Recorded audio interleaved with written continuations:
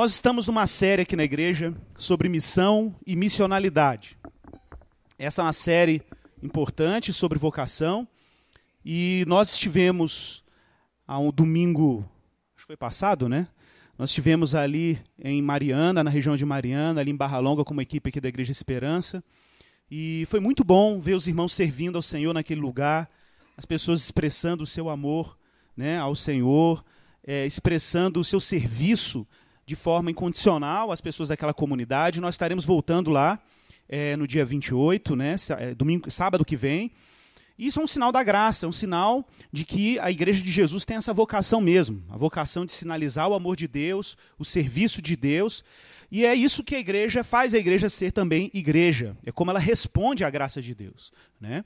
E hoje nós temos, como de costume nessa série, convidamos sempre uma pessoa da igreja para comunicar ou para falar um pouquinho da sua experiência de integrar a fé cristã com aquilo que ela faz. Como ela encara a missão diante da sua própria vida, né?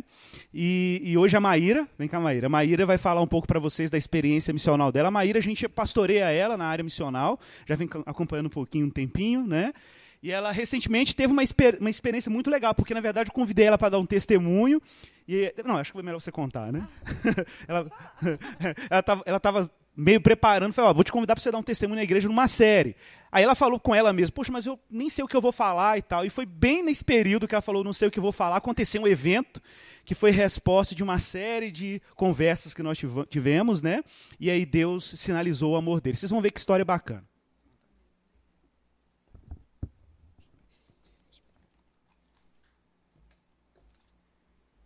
Boa noite, irmãos. Bom, eu sou formada em Direito e eu resolvi há um tempo estudar para concurso. E foi uma trajetória muito rica, dolorosa e transformadora para mim. E quando o Igor me pediu para compartilhar, eu fiquei até na dúvida do que eu iria trazer, porque foram tantas vivências preciosas que eu não saberia selecionar.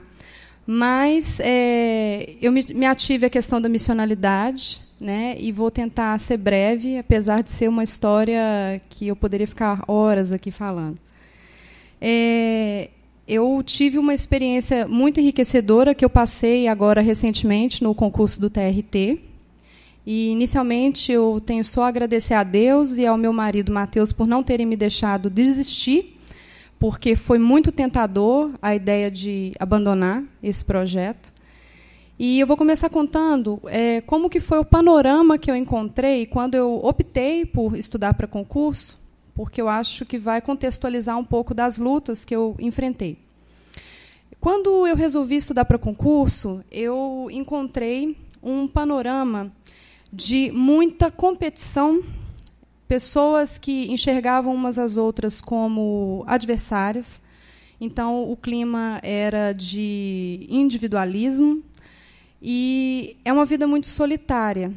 Estudar para concurso, principalmente no meu caso, que parei de trabalhar para poder estudar, eu passava os dias na companhia dos livros. E, para mim, que sou uma pessoa, tenho essa característica de ser muito relacional, foi muito pesado, principalmente porque meu marido trabalha até hoje viajando muito, eu me via muito solitária. E não encontrava nesse ambiente um ambiente amistoso, não havia muita solidariedade. E, como havia essa competição, não havia as pessoas não tinham o hábito de compartilhar conhecimento, muito menos material, porque um tinha que bater o outro no dia da prova. Então, o que eu estou contando, é bom frisar só que essa foi a minha experiência, tá? Isso não quer dizer que alguém que for estudar para concurso vai encontrar esse cenário, mas foi o que eu encontrei. E, nesse ambiente, além dessa questão toda desse ambiente hostilizado, eu também via uma questão muito forte de idolatria.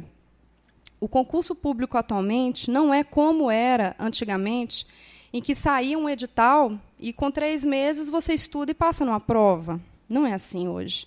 Com raras exceções, é óbvio, que a gente ainda vê alguns casos por aí. Concurso público hoje é um planejamento quase que de vida, de médio a longo prazo.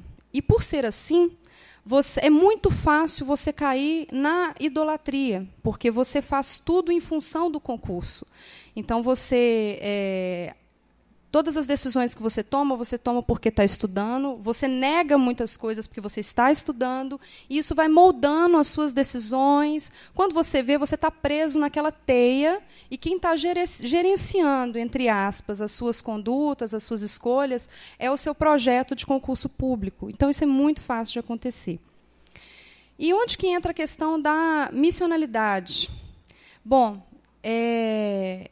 eu nunca tive, irmãos, o dom de evangelismo, de pregar o evangelho para pessoas desconhecidas.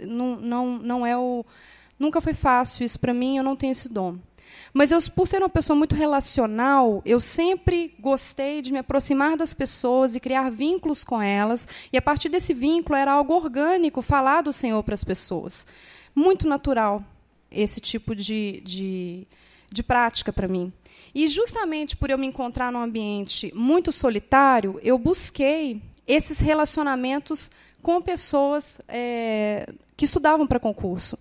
E eu encontrei muitas pessoas com emocional abalado, muita gente em depressão. Eu tive a oportunidade de auxiliar pessoas que falavam em suicídio, que a vida perdeu sentido porque todo o sentido da existência se voltou para o estudo.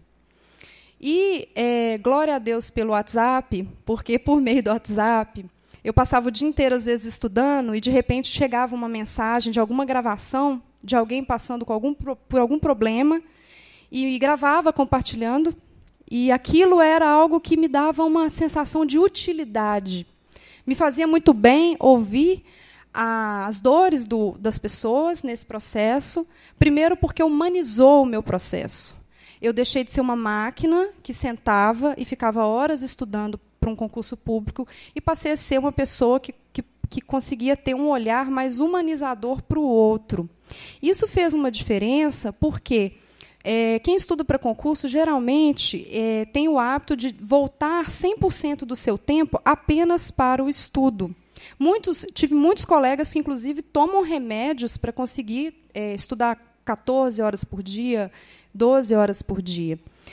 Então, quando você encontra uma pessoa que usa parte do seu tempo não para estudar, mas para ouvir o outro, para tentar auxiliar, isso começou a fazer diferença. Eu tive várias amigas, inclusive tenho ainda várias amigas que são virtuais, que eu nunca conheci. Eu conheci em grupos de estudo online, voltados para algum concurso específico, que por meio de áudios, por meio de conversas, inclusive via Skype, eu tive a oportunidade de falar do Senhor. E foi algo que me trazia sentido. Eu me sentia feliz de não ficar o tempo inteiro só estudando. Uma delas está em Tapetininga, e, graças a Deus, ela está até frequentando uma igreja lá. E, por meio desse processo também, algo que eu vi que foi muito orgânico que aconteceu é que eu fui criando muitos vínculos, muitas amizades, e as pessoas tinham uma certa confiança de compartilhar materiais comigo, porque pararam de me ver como adversárias.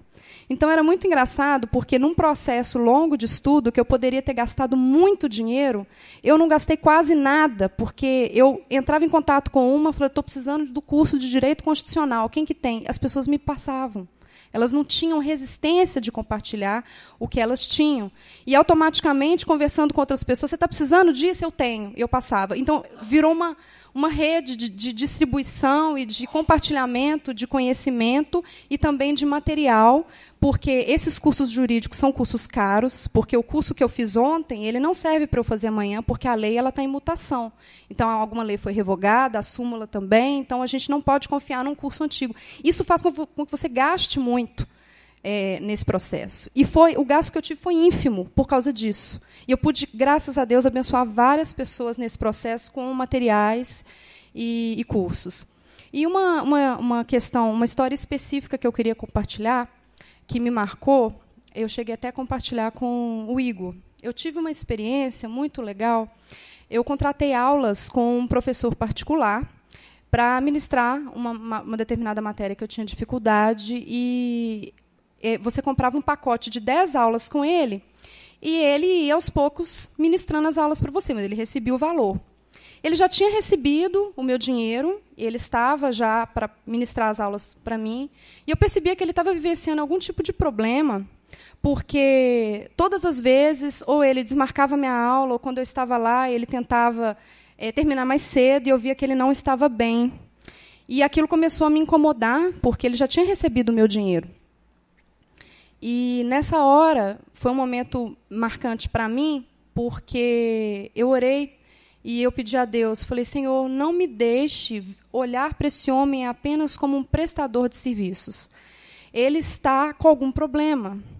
É óbvio que eu estou no meu direito de exigir que ele cumpra com o combinado, a parte contratual, mas ele é um ser humano e ele está com algum problema. Então, eu tive a iniciativa de gravar, glória a Deus, pelo WhatsApp de novo. Eu gravei um áudio para ele e eu disse para ele, professor, o senhor é um excelente profissional, é uma pessoa muito ética, eu confio no teu trabalho e eu estou percebendo que o senhor está passando por alguma dificuldade e isso pode estar atrapalhando o senhor cumprir os seus compromissos. Mas eu queria dizer que eu estou orando pelo senhor e, se o senhor precisar de mim para alguma coisa, o senhor pode contar comigo. E esse homem me ligou, ele me ligou muito emocionado, dizendo que ele teve uma conversa com Deus naquele período, e ele havia dito que, no desabafo dele com Deus, que ele se sentia sozinho no mundo, e que ninguém se preocupava nem com ele, nem com os problemas dele, e nem Deus. E que ter recebido esse áudio, ele via como uma resposta de que nem todos estavam alheios a ele, e que Deus estava ouvindo aquela súplica. E isso mexeu muito comigo, porque foi o momento em que Deus meio que me captou, e eu consegui meio que, se fosse possível dizer, que eu saí fora de mim, me observei de fora, para observar o meu processo, porque, se fosse a Maíra do início do processo, teria olhado para esse homem com um olhar legalista e jurídico e dito, você assumiu um compromisso, está com o meu dinheiro, você cumpra. E, no final do processo, apesar de eu estar no meu direito, Deus, de alguma maneira, agiu com graça. Isso não foi algo meu, que tanto não foi, porque eu me espantei com a minha reação. E eu percebi, com essa história, que a questão do concurso era muito mais um processo que tinha relação entre Deus e eu, do que necessariamente um processo de acúmulo de conhecimento jurídico. E que a prova que eu iria fazer não era uma prova jurídica numa determinada data, mas quem estava redigindo essa prova era o próprio Senhor, com as coisas que Ele tinha preparado para que eu vivenciasse. E, para finalizar, eu finalizo com uma experiência que eu tive, que foi o que marcou a minha... Uma das coisas que marcou essa minha trajetória no concurso público, da presença de Deus conduzindo todo esse processo. O que aconteceu? Eu estava viajando com meu marido para Uberlândia e a gente estava ouvindo uma música gospel. Podia ser Estênio Márcios, mas não era. Era uma música gospel. E Deus falou muito comigo por meio dessa música. Eu me emocionei, eu comecei a chorar e falei com o Mateus. Mateus olhou para o lado e falou, o que você está chorando? Eu falei, Mateus, Deus está falando comigo por meio dessa música. Repara na letra. E aí eu vou recitar essa música, porque, se eu cantar, eu vou espantar vocês do salão. Mas a música dizia assim, há um lugar para chegar, há uma ponte que te levará para o outro lado. Há um sonho, como é que é? Há um sonho, uma voz, dizendo, os teus sonhos também são meus. Vou te levar, te conduzir. E, quando você alcançar, saberás que em todo o tempo eu estive ao teu lado. E, quando eu fui aprovada, eu cantei essa música para o Senhor, lembrando que Ele esteve ao meu lado e que Ele me deu a vitória. Amém.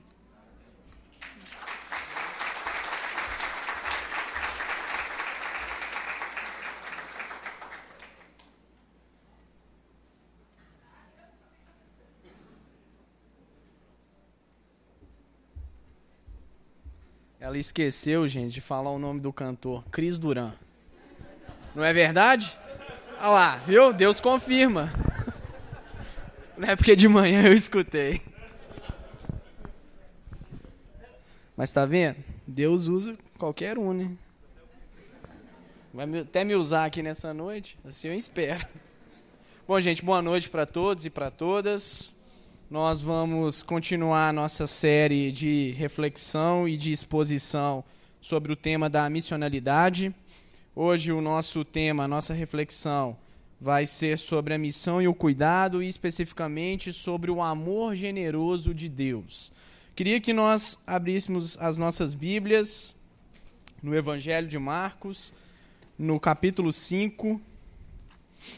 Vai ser o texto básico aqui da nossa reflexão nessa noite. Nós vamos ler o Evangelho de Marcos, o capítulo 5, do verso 1 ao verso 20. Diz assim o texto: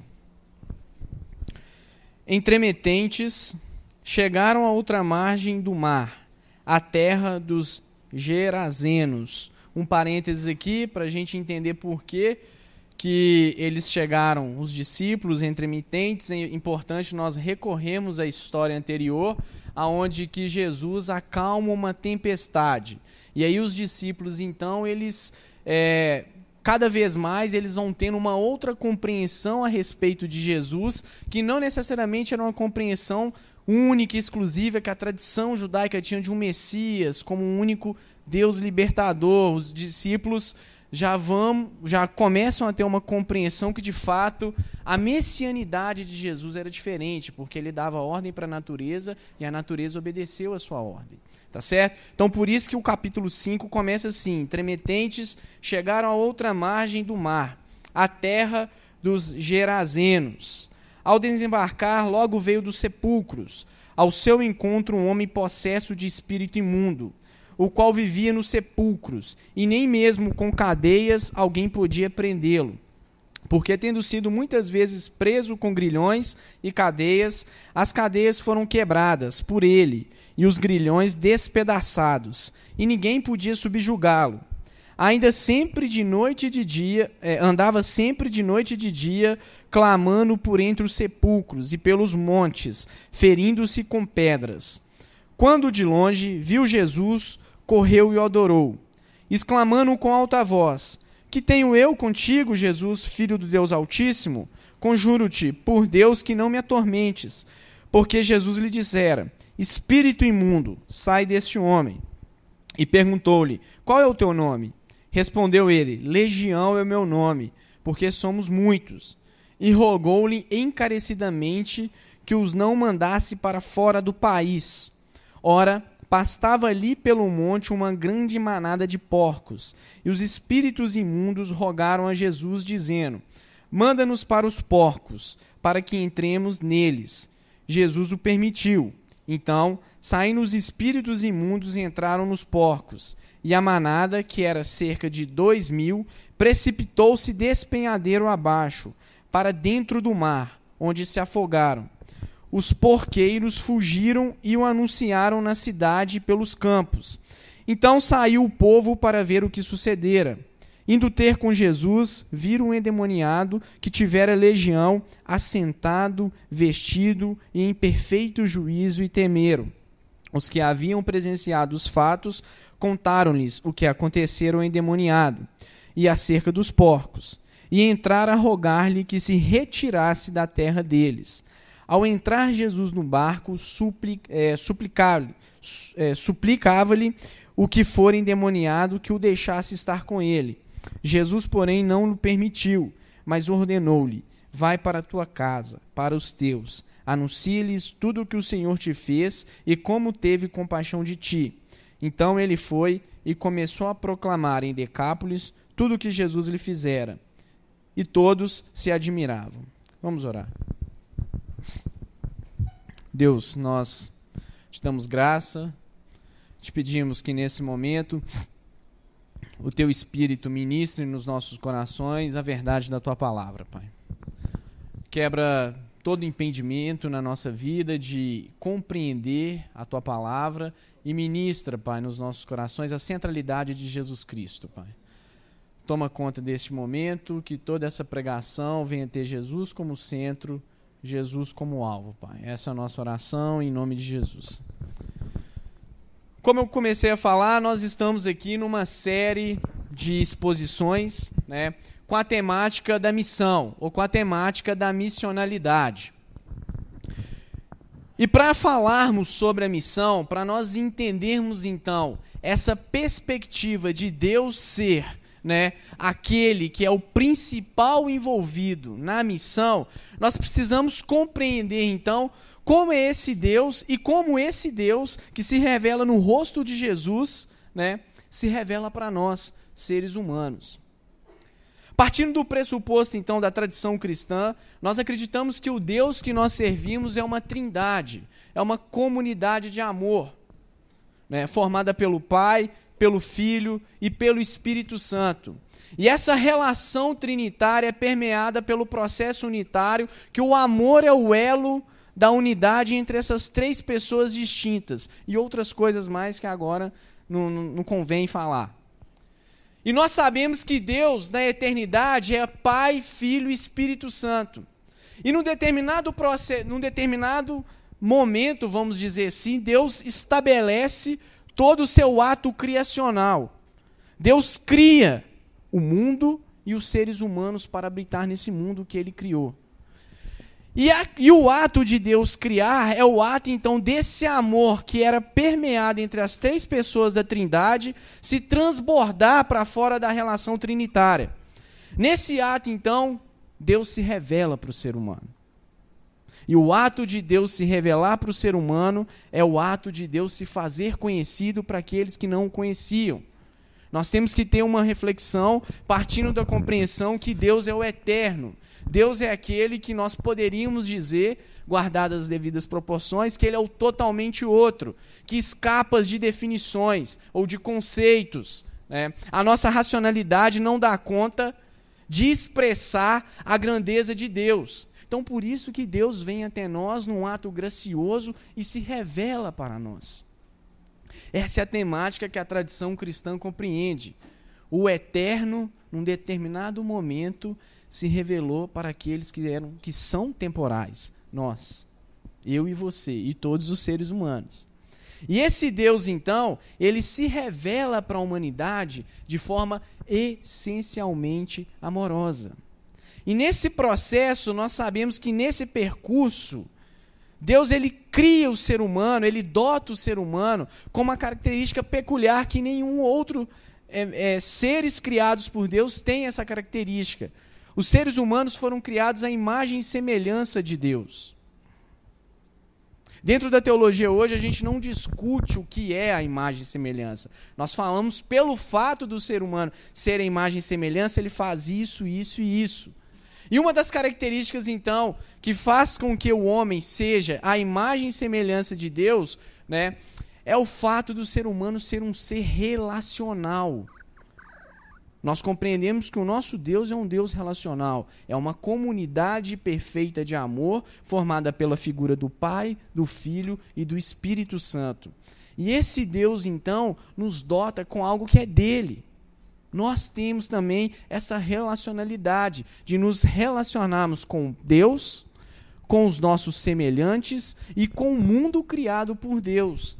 Só que nós sabemos que num determinado momento, algo acontece na história humana que gera uma deficiência nesse processo do ser humano se relacionar com Deus, do ser humano se relacionar com o seu semelhante e do ser humano se relacionar com o mundo criado por Deus. E a narrativa bíblica vai chamar isso de queda. E aí a gente percebe então que a queda ela vai gerar um estrago em todas as estruturas humanas. Seja no indivíduo, seja na relação desse indivíduo, eu e você, com o nosso semelhante e com o mundo do qual nós fazemos parte. E aí nós percebemos então que este Deus, que se revela para o ser humano de forma essencialmente amorosa, vem até nós em missão para nos resgatar. Esse Deus então, que pode ser compreendido a partir da face e do rosto de Jesus, vem em nossa direção para nos resgatar da condição, né, como dizia Paulo, que nós nos encontrávamos e nós estávamos mortos. Esse Deus vem à nossa direção e nos dá a vida. E aí, esse texto que nós acabamos de ler, do Evangelho de Marcos, ele traz 3 princípios que eu queria que nós conversássemos sobre eles aqui nessa noite, que ilustram como ou que orientam o povo de Deus a respeito da missão de Deus e a respeito da nossa missão no mundo. Quando nós olhamos para Jesus, nós percebemos que em todo o processo do ministério de Jesus, ou da missão de Jesus, nós poderíamos entender dessa forma, ele buscou trazer uma resposta integral para a vida do ser humano.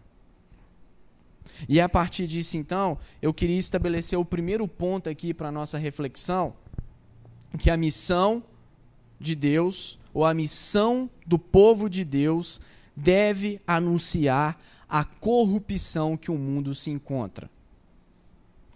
Quando a gente pega esse texto e a gente começa a analisar essa história ela faz uma descrição de um homem que se encontrava completamente excluído daquela sociedade. Para entendermos a proposta aqui desse texto que Marcos estabelece, do ensino que João Marcos, quer levar para a igreja de Roma, esse evangelho é direcionado para os cristãos que estavam em Roma, nós precisamos fazer alguns apontamentos aqui. Bom, em toda a narrativa do evangelho de Marcos, Jesus, e nós pregamos aqui esse evangelho todinho, mais ou menos uns 2 anos atrás, se eu não estou enganado, mas em toda a estrutura do Evangelho de Marcos, Jesus vai ser sempre descrito como um ser que está em movimento. Isso é básico para nós compreendermos a proposta ou o objetivo do propósito de Marcos ter direcionado esse escrito para aqueles cristãos que se encontravam em Roma. E Jesus ele vai estar sempre em movimento, principalmente na região da Galileia, que era uma região excluída pelos judeus de Jerusalém, era uma região mal vista, era uma região onde que aqueles judeus que estavam em Jerusalém não acreditavam que algo bom poderia vir de lá, e aqui especificamente Jesus ele está em movimento numa região pagã também. E é interessante a gente perceber isso. E Marcos ele vai sempre enfatizar o quê? Não só o evangelho de Marcos, mas aquilo que nós chamamos dos evangelhos sinóticos, Mateus e Lucas, sinóticos porque eles procuram fazer uma descrição neutra a respeito da vida e dos fatos da vida de Jesus, faz uma sinopse diferente do evangelho de João, que já tem um conteúdo muito mais teológico e muito mais reflexivo, que se aproxima com os próprios escritos paulinos. Esses evangelhos, então, eles estão apresentando Jesus sempre em direção àqueles que eram marginalizados, àqueles que eram excluídos. E aqui nesse texto nós vemos, não só nesse texto, mas em outros textos que nós poderíamos ler, sempre Jesus gastando tempo com essas pessoas que a maioria das pessoas não queria gastar.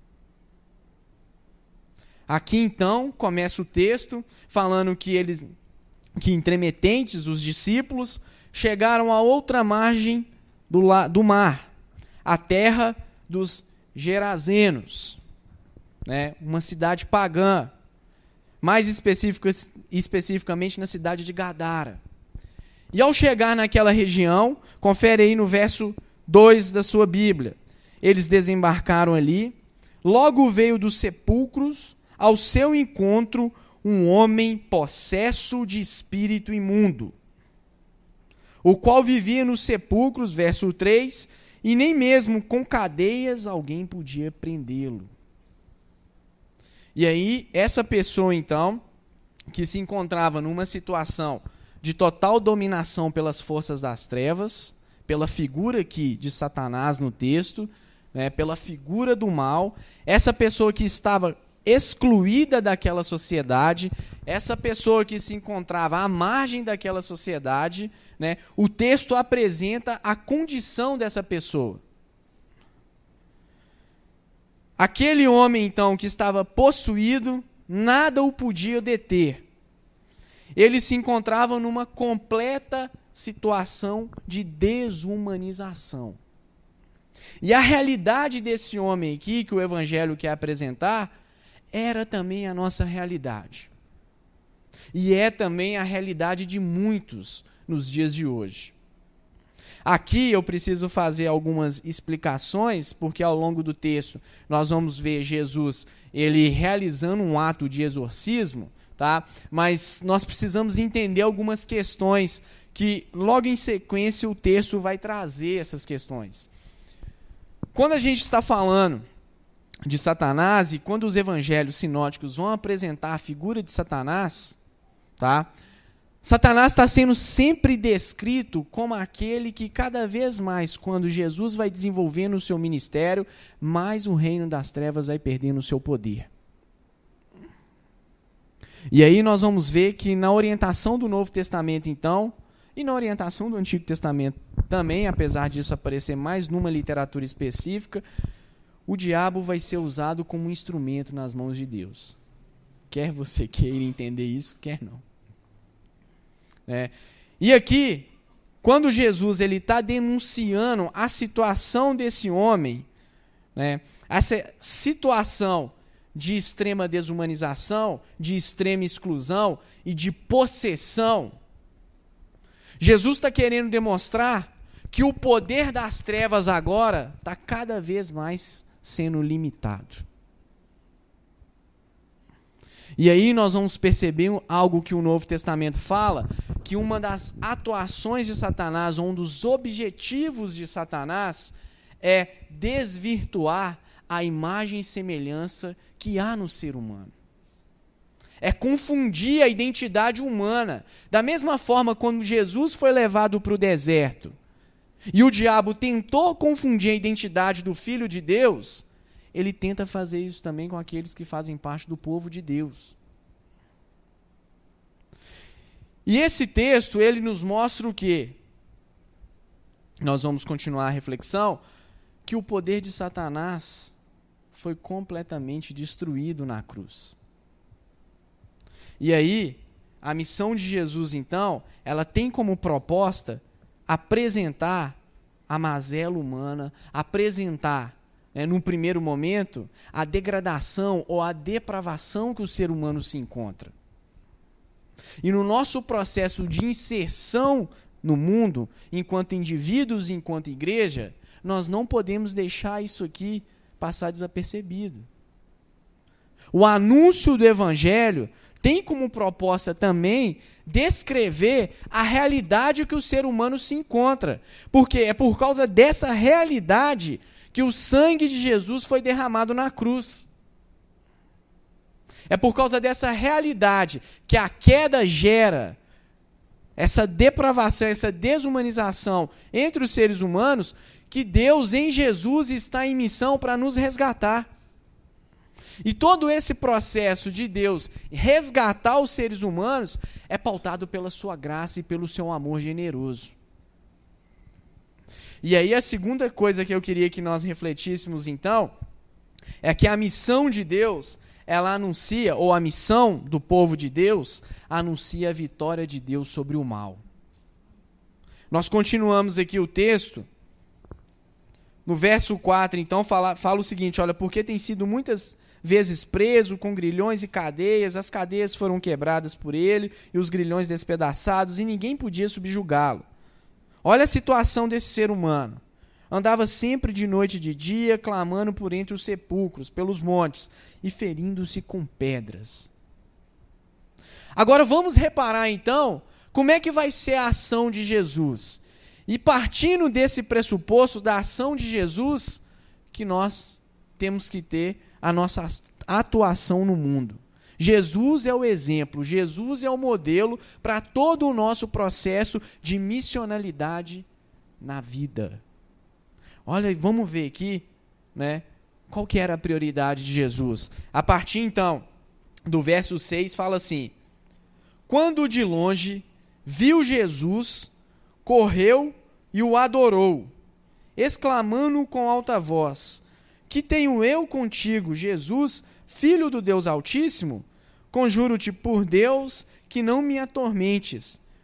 Porque Jesus lhe dissera, espírito imundo, sai desse homem. Ao olharmos por toda a vida de Jesus, nós percebemos então que em todo o processo, que cada vez mais que Jesus vai chegando a Jerusalém, no final do seu ministério, e depois ele é preso, torturado, morto e ressuscitado, a vitória de Deus vai sendo proclamada. E o ápice então dessa proclamação é a cruz. E aqui nós podemos ver o império das trevas reconhecendo o poderio de Deus. Aqui nós podemos ver, então, o império das trevas tendo o seu poder restringido. E existia uma crença dentro da Palestina do primeiro século, que é o tempo de Jesus, né, que alguns da comunidade judaica acreditavam que a era do Messias ela iria acontecer quando os cegos passassem a ver e quando os espíritos imundos começassem a ser retirados das pessoas. Um grande estudioso do Novo Testamento fala isso, Brian Whittaker e N.T. Wright. E aqui a gente percebe o quê? Com o ministério de Jesus, com essa ordem que ele dá para que o espírito imundo deixe a vida daquele indivíduo, ele está mostrando, ou ele está trazendo a nossa compreensão agora, que aquilo que já estava decretado na eternidade, a vitória de Deus sobre o mal, começa a acontecer na temporalidade. Então, o Deus que nós servimos, o Deus que nós acreditamos, é um Deus que triunfa sobre todo o mal e sobre todo o ato de injustiça. O Deus que nós acreditamos não é um Deus impassível no sentido de não sentir a dor dos seres humanos. E essa temática da vitória de Deus sobre o mal é uma temática muito cara em toda a literatura bíblica, porque a gente sabe que Deus ele reage violentamente ao mal, né? E a reação violenta de Deus ao mal é a morte do seu filho na cruz. E é por causa dessa morte que nós temos a oportunidade de desfrutarmos a vida em abundância que Deus nos chama a desfrutar. É por causa dessa morte, então, que nós temos a oportunidade de sermos saciados pelo pão eterno que desce e que vem até nós em nossa direção.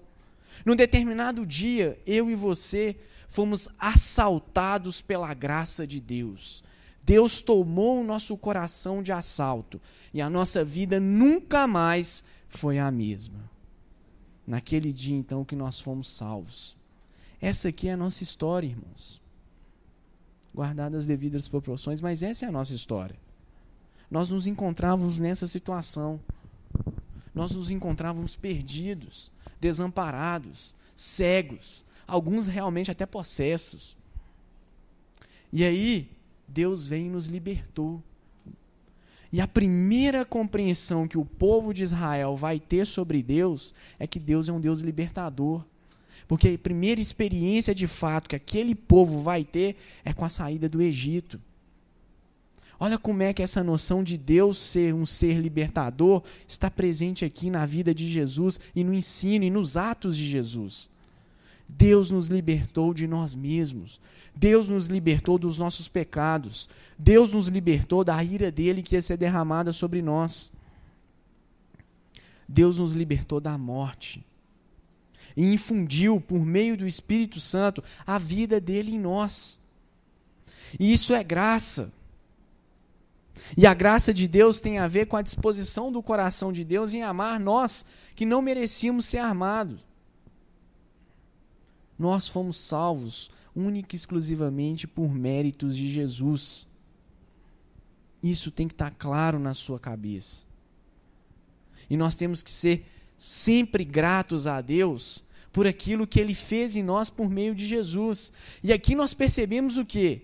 Que esse Deus que se revela para nós por meio de Jesus é um Deus que nós poderíamos chamar assim completamente, ou a ação desse Deus é completamente uma ação baseada numa alteridade, numa abertura para incluir o ser humano na sua família, Deus, e a família de Deus é composta pelo Pai, pelo Filho e pelo Espírito Santo. E em Jesus agora nós somos colocados nessa família. E isso é graça, irmãos. Olha como Jesus age, né, para resgatar a vida daquele homem.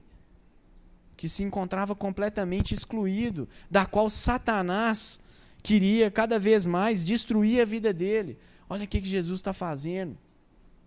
A nossa missão enquanto cristãos no mundo tem que ser pautada nisso aqui, nessa orientação de Jesus, no exemplo de Jesus. Jesus é o crivo para a nossa espiritualidade. Se você quer ser um homem, uma mulher segundo o coração de Deus, né, um homem espiritual, uma mulher espiritual, seja ser humano da forma como Jesus foi. Gaste tempo com as pessoas da forma como Jesus gastava. Ame as pessoas baseado no amor do Evangelho da forma como Jesus amava.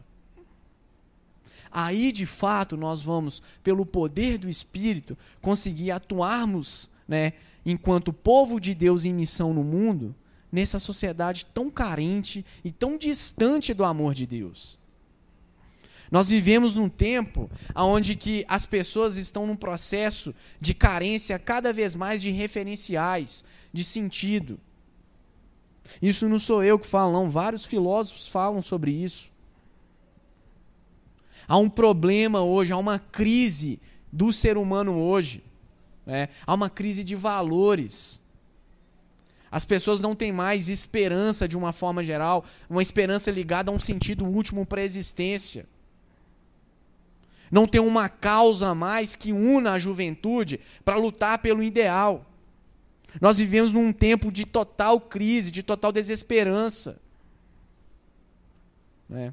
Há uma retomada cada vez mais dentro da filosofia de um existencialismo ateu, de uma descrença, de um ceticismo com respeito à vida. Porque a gente olha para a realidade, o que a gente vê? A gente vê o mal, parece que o mal está predominando. A gente olha para a realidade e vê o quê? A violência aumentando. O descrédito agora que nós temos com os governos, com os políticos. As ideologias sendo derrubadas. A cada 20 segundos, por exemplo, morre uma criança na África em detrimento de ter bebido uma água contaminada. Só que a gente sabe que todo ato de injustiça vai ser julgado por Deus. Por mais que a gente não possa ter a dinâmica do tempo, e nós não temos, né? Mas nós sabemos que nada vai passar desapercebido do nosso Deus. E todo esse ato de maldade e de sofrimento, Deus sente isso, e Deus vai julgar.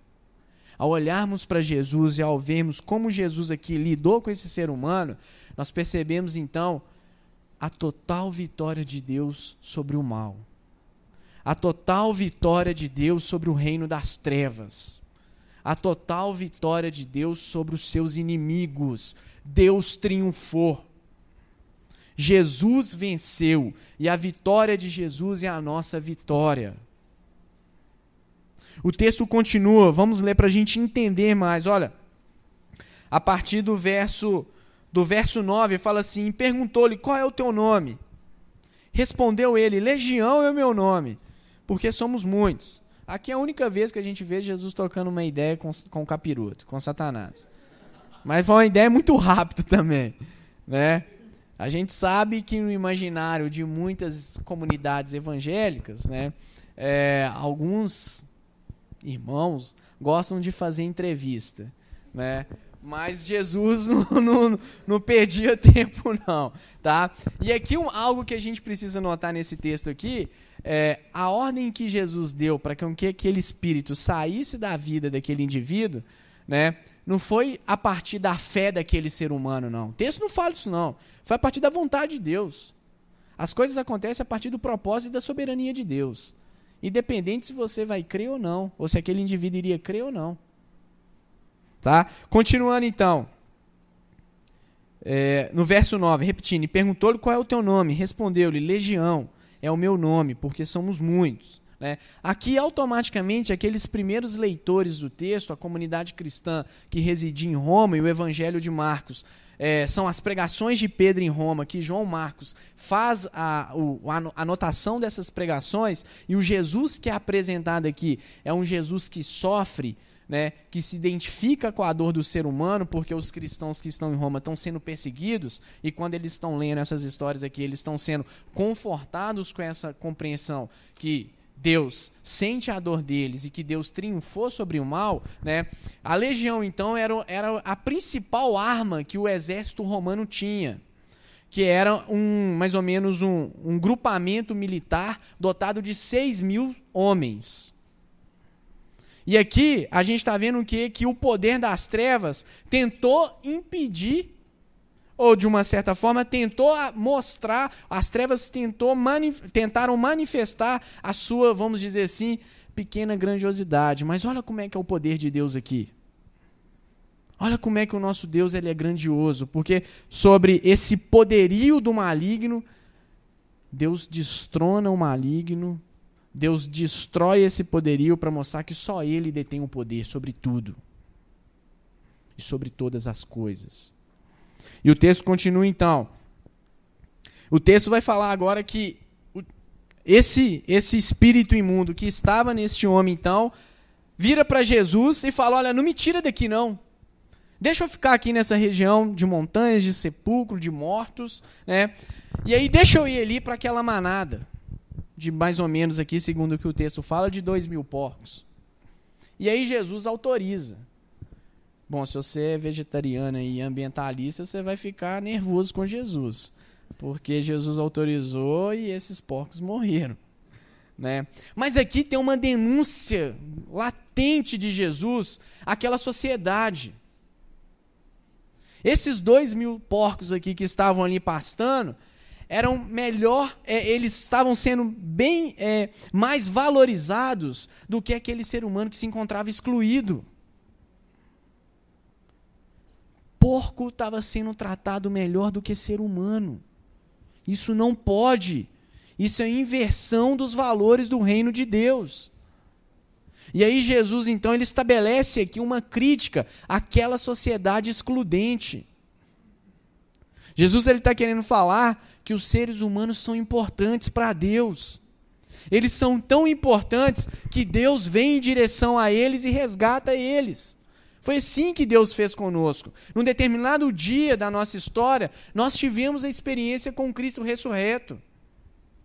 E essa experiência que te levou a converter. Essa experiência com Cristo ressurreto, da ministração do Espírito Santo no seu coração, de que Jesus é o Senhor e o Deus Todo-Poderoso, que te faz estar aqui hoje, acreditando nessas palavras, acreditando no testemunho apostólico.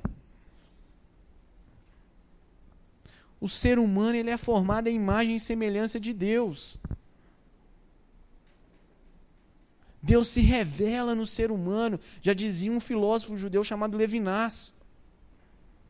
E a gente precisa entender porque Jesus ele quer mostrar isso. E se nós quisermos atuar no mundo da forma como Jesus atuou, nós temos que mostrar a Deus através da nossa face, através das nossas palavras, através dos nossos atos. Nós somos criados à imagem e semelhança de Deus. Não deixa que o outro veja Deus de forma apagada na sua vida, ou de forma ofuscada. O outro sempre vai nos interpelar a sermos resposta de Deus para a vida dele. Lembre lá do chamado de Isaías. Isaías ele se coloca numa condição de falar: Senhor, reis, vem aqui, envia-me. E muitas vezes, muitos irmãos e irmãs não se colocam nessa condição. Não sei se é por medo, por falta de entendimento do Evangelho, ou por outras questões. Mas nós temos que colocar nessa condição: Senhor, me usa no mundo. Me usa aonde o Senhor quiser me levar. Olha a ação restauradora de Deus por meio do seu Filho na vida daquele homem. O texto continua então, a partir do verso 13, fala assim: Jesus permitiu. Então, saindo os espíritos imundos, entraram nos porcos, e a manada, que era cerca de 2.000, precipitou-se despenhadeiro abaixo, para dentro do mar, onde se afogaram. Os porqueiros fugiram e o anunciaram na cidade e pelos campos. É o mesmo mar que outrora Jesus estava e deu ordem para a própria natureza ficar quieta, e a natureza obedeceu ele. Aqui, mais uma vez, Deus está demonstrando que é Ele que tem o poder sobre todas as coisas. Às vezes, no nosso imaginário evangélico, a gente acha que Satanás está disputando uma partida de futebol com Deus. Eu estou falando isso aqui por causa de você, viu, ainda? Depois eu explico aí. Falou muito aqui no nosso Instituto Bíblico, aqui é uma propaganda que eu quero fazer do nosso instituto, que a gente toca nessas temáticas, né? E você vai responder lá para os alunos, Guilherme. E olha só, aí muitos irmãos acham que está lá Deus e Satanás jogando uma partida de futebol dura, Atlético e Cruzeiro, e que aos 45 minutos do segundo tempo, pênalti para Deus. Aí Deus vai, pega a bola, dá uma paradinha, chuta e faz o gol. Ah, Deus ganhou. Irmãos, não é isso que a Bíblia fala. Deus, ele é 100% soberano. O diabo é um instrumento, já dizia Calvino, é um instrumento nas mãos de Deus. Entenda isso. O diabo, ele milita contra o ser humano, é contra a igreja. As forças do mal não prevalecem contra aquele que venceu, que triunfou o mal. E como eu falei, a proposta de Satanás é desvirtuar a imagem e semelhança ou a identidade humana. E nós só podemos ter a nossa identidade plenamente reestabelecida em Jesus, o rosto humano de Deus. O Deus que vem até nós, o Deus Emanuel, o Deus presente, o Deus que é conosco. Esse Deus, então, que escolhe salvar aqueles que eram rejeitados, é esse Deus, então, que se revela na face de Jesus, que escolhe, né, as coisas que o ser humano não quer. Deus se revelou num local extremamente insignificante para o mundo antigo, que era a Palestina. Um local pequeno, sem relevância militar, a não ser estrategicamente, sem dinheiro, mas Deus se revelou ali, naquela periferia do mundo. Deus subverte os nossos valores.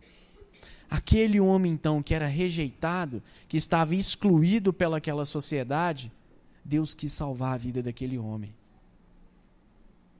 Por quê? Porque Deus quis, era um propósito eterno de Deus realizar esse ato.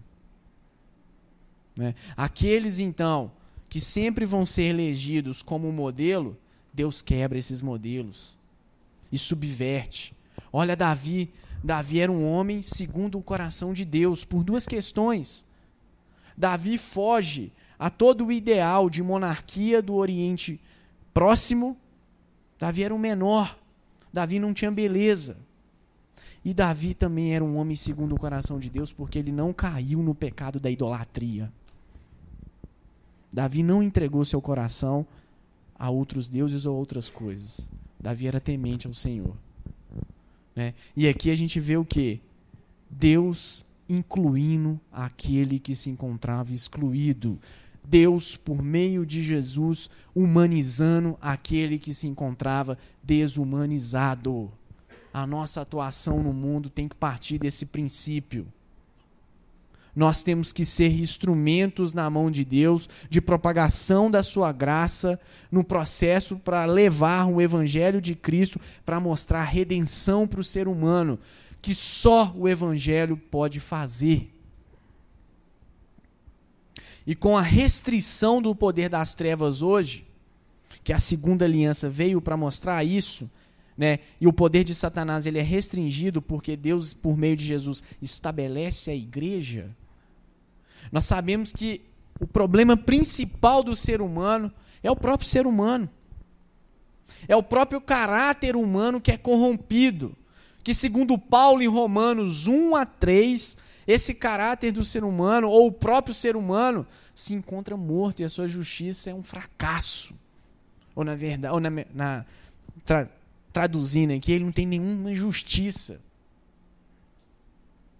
E aí nós percebemos então como esse ser humano que estava distante de Deus, morto, foi alcançado pelo amor e pela graça redentora de Deus. E Paulo vai falar sobre isso no primeiro capítulo da carta aos Colossenses, que antes nós estávamos no reino das trevas. E que Jesus nos tirou então deste reino e nos colocou agora no seu reino. Isso acontece por meio da graça, irmãos. Não é por meio do seu conhecimento, da sua beleza, do seu dinheiro. Não. É pela disposição do coração de Deus em amar a sua vida. Isso é graça. Deus, por meio de Jesus, amou a vida daquele ser humano. Ele tanto amou que ele agiu em prol de restaurar a vida daquele indivíduo. E aqui, para ilustrar toda essa situação, quero citar um outro texto bíblico, que é a história da parábola do bom samaritano. Que ali também a gente vê um modelo de missão graciosa que o cristão deve ter para com o outro, pautado no ensino de Jesus. Olha o que o samaritano fez. O texto fala que o samaritano sentiu misericórdia, ou teve misericórdia, né? E a tradução seria que no interior do samaritano algo o moveu para se colocar no lugar do outro. E aí olha o que ele fez para cuidar da vida daquele ser humano que foi alcançado por ladrões, né, que foi espancado e deixado ali jogado na estrada. Ele foi aquele que foi o próximo daquele, né, que se encontrava desumanizado. É isso que Deus está nos chamando a sermos enquanto igreja. Há várias questões no mundo, na vida, né, que nós precisamos mostrar que o Evangelho traz resposta para elas. Nós temos que ter como modelo a vida de Jesus. Por isso que eu falei que o modelo da nossa espiritualidade é Jesus. Não pode ser o ser humano, não pode ser Adão. Adão caiu. Jesus foi obediente. E através da sua obediência nós temos o que? A vida de Deus em nós. Essa é a temática aqui que o autor, que Marcos está chamando a nossa atenção.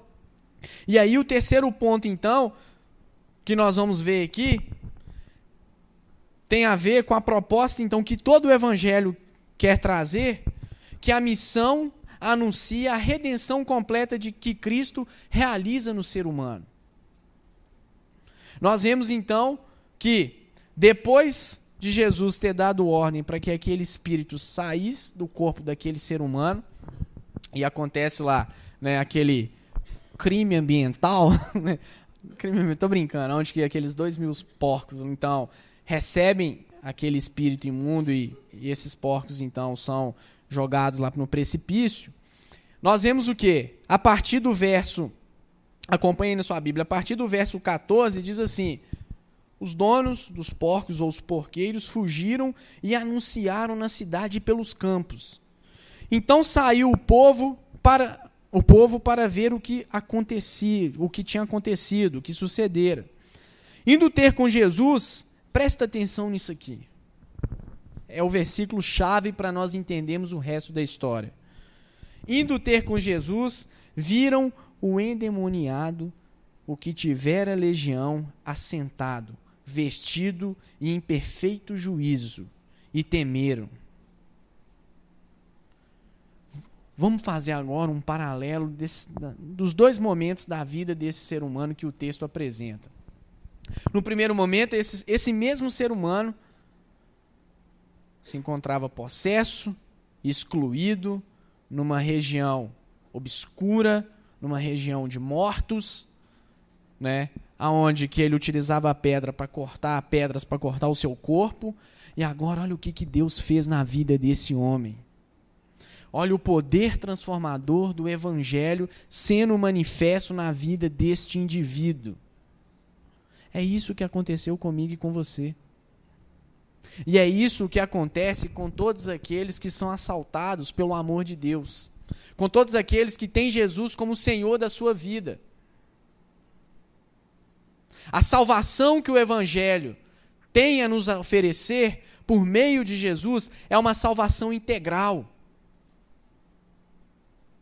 A proposta de Jesus é mostrar que Deus, ele tem uma resposta ou um plano para todas as áreas da vida do ser humano. Jesus aqui, ele não só expulsou o espírito do cara e deixou o cara lá, não. O texto faz questão de enfatizar que o processo redentivo na vida desse homem foi completo. Ele foi tão completo que esse homem agora quer seguir Jesus. E na verdade o texto fala o quê? Que ele vai anunciar para aqueles lá que são seus o que Jesus fez com ele. Olha como é que o evangelho tem um poder restaurador. Além de sermos salvos da condenação, do mal, dos nossos pecados, o evangelho também traz uma resposta para a nossa área ou para as nossas necessidades artísticas, para as nossas necessidades de beleza, para as nossas necessidades políticas, para as nossas necessidades culturais, para as questões sociais que são tão gritantes e latentes no mundo do qual nós vivemos. O Evangelho de Jesus traz uma resposta para o racismo, para o preconceito, traz uma resposta para a miséria humana, traz uma resposta para toda a vida humana. A redenção ela não é parcial, ela é total. A nossa missionalidade tem que ter, então, essa compreensão de construirmos um discurso e uma prática que leve em consideração a integralidade do processo redentivo de Deus por meio de Jesus. Isso é fantástico. Porque isso gera a nossa reflexão que Deus está preocupado com toda a vida do ser humano. E tem que ser assim mesmo. Anunciarmos o nome de Deus no mundo tem a ver com falarmos do evangelho do seu Filho, mas tem a ver também com atuarmos da forma como Paulo nos chama a atuar em Efésios, que ele diz que Deus nos predestinou antes da fundação do mundo para que nós viéssemos realizar as boas obras que de antemão ele tinha separado para nós, tem a ver com nós colocarmos a nossa fé em prática também. Baseado no amor de Cristo, não meramente num discurso ou numa ideologia secular. Gaste tempo com as pessoas da forma como Jesus gastava. Se aproxime das pessoas da forma como Jesus se aproximava. Seja uma resposta de Deus para a vida dos seres humanos ou de qualquer pessoa que Deus venha colocar no seu caminho da forma como Cristo era. O Espírito de Deus está dentro de mim, dentro de você. É Ele que nos capacita. Por isso que, baseado em Atos 2 e em outros textos, nós vemos que todo o processo de missionalidade, toda a missão da igreja é do Espírito, não é minha, não é do pastor, não é do Beltrano ou do Ciclano, é do Espírito. A igreja não realizou a sua obra missionária até o carimbo do Espírito ali em Atos 2. É o Espírito que, como Ele é o dono da missão, vamos dizer assim, é Ele que capacita a igreja a realizar a sua obra missionária de glorificar a Deus no mundo.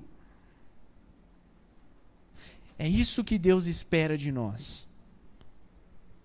Mesmo nós falhando, errando, pecando, não temos essa capacidade que os apóstolos tinham, né? Mas nós temos o Espírito dentro de nós, que nos dá toda a capacitação para sermos testemunhas de Deus, aonde quer que a planta dos nossos pés venha pisar. E a nossa missão tem que levar isso em consideração. A salvação ela é total. A salvação ela é integral, é um termo muito discutido nos contextos da teologia latino-americana, não vou entrar nesses detalhes aqui, mas é nesse sentido de mostrar, olha, a mensagem do Evangelho, além de trazer uma redenção espiritual para o ser humano, ela traz também uma redenção com as coisas do cotidiano, com as coisas ordinárias da vida. Nós perdemos o senso de beleza.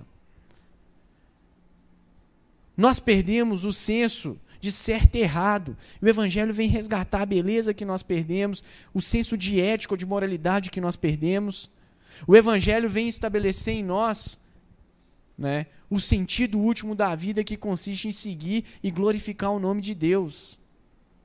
A nossa vida se encontrava sem cor, irmãos, e Jesus foi aquele que coloriu a nossa existência. A poética, então, do amor de Deus consiste em nós olharmos para o rosto de Jesus e compreendermos que Jesus, o rosto humano de Deus, vem em nossa direção como um Deus gracioso e justo para nos resgatar, para que nós pudéssemos termos a vida de Deus, a vida que Deus nos chama a ter, e é uma vida em abundância, já dizia a narrativa do Evangelho de João. Nós só iremos conseguir ter isso por meio de Jesus. Olha quantos homens e mulheres, né, como eu e você, tiveram as suas vidas transformadas por causa do Evangelho. E mudaram. Olha o que Deus fez com Paulo. Paulo perseguia os cristãos. Não só perseguia, mas detestava. Se tornou aquele que vai levar, ou que vai sistematizar todo o ensino, podemos dizer assim, teológico, ou o grosso do ensino teológico do Novo Testamento, é aquele que estabelece a missão entre os gentios. E o ensino de Paulo está presente aqui, porque o autor desse evangelho aqui também foi discípulo de Paulo, andou com Paulo, não só com Pedro, apesar dele dar muita ênfase aqui a Pedro e a região da Galileia, né? Mas o ensino paulino está aqui presente, e o ensino paulino traz algo que é fantástico, né?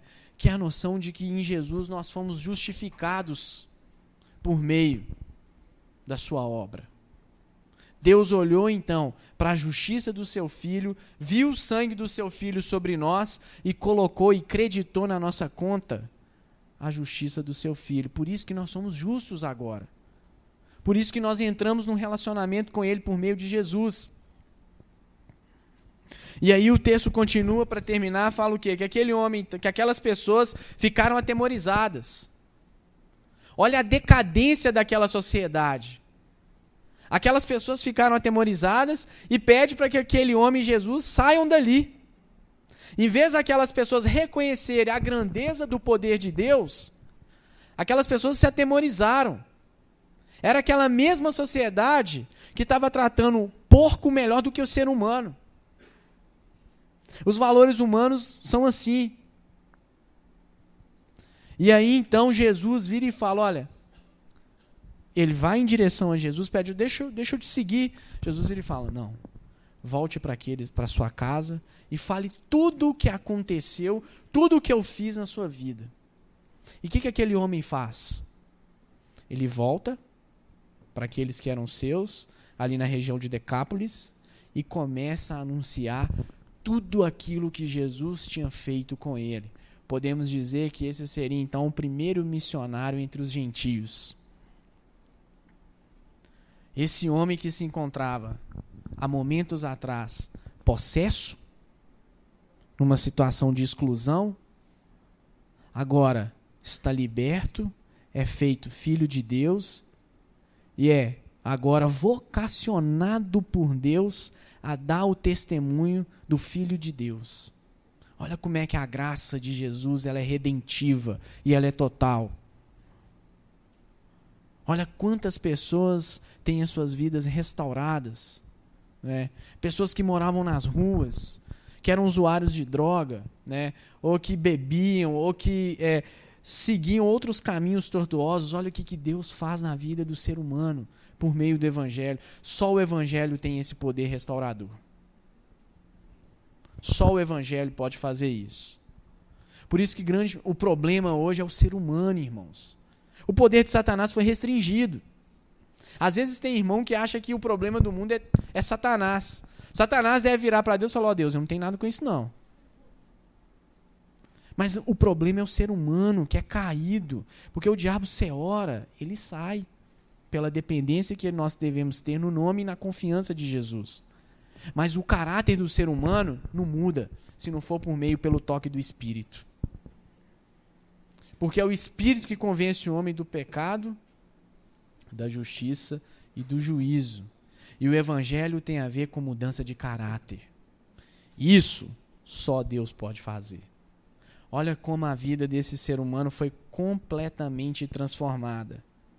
E aí tem algo importante. Esse ser humano vai, então, para aqueles que eram da sua família. A missão começa primeiro dentro da nossa casa.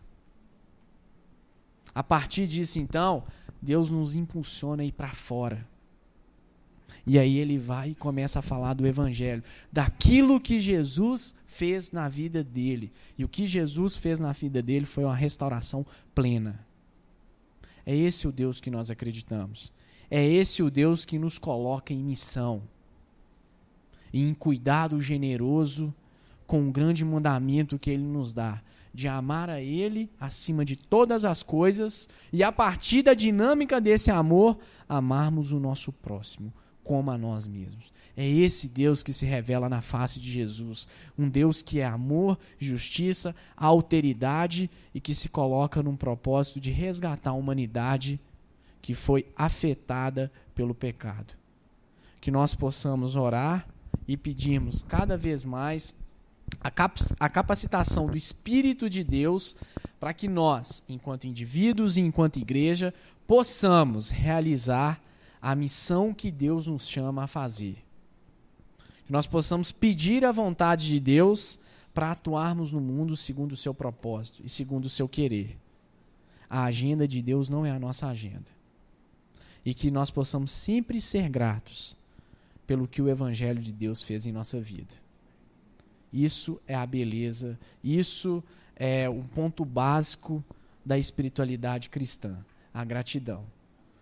Então, nesse momento, a gente vai fazer uma oração para agradecer a Deus pela nossa salvação, para clamar a Deus, então, para que nós possamos ser usados por Ele em qualquer lugar, tendo Jesus como modelo, tendo Jesus como a base.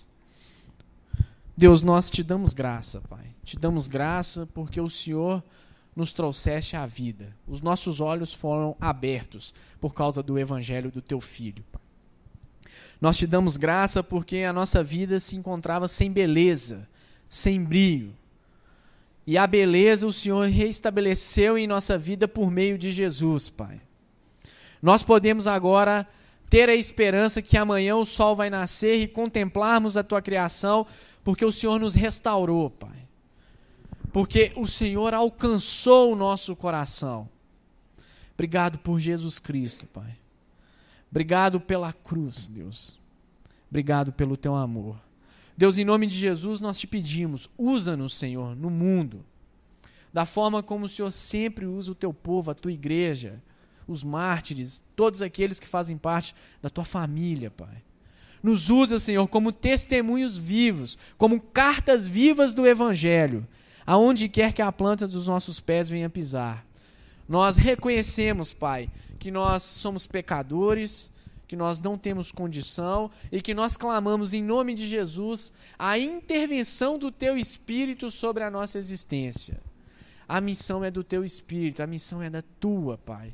Nos usa, Senhor, é a nossa oração. Eis-nos aqui, envia-nos, Senhor. E que toda a nossa atuação, Pai, venha ter como modelo a atuação do Teu Filho aqui, Pai, na terra. Que Jesus possa ser o exemplo de toda a nossa missionalidade. Essa é a nossa humilde oração em Cristo Jesus. Amém.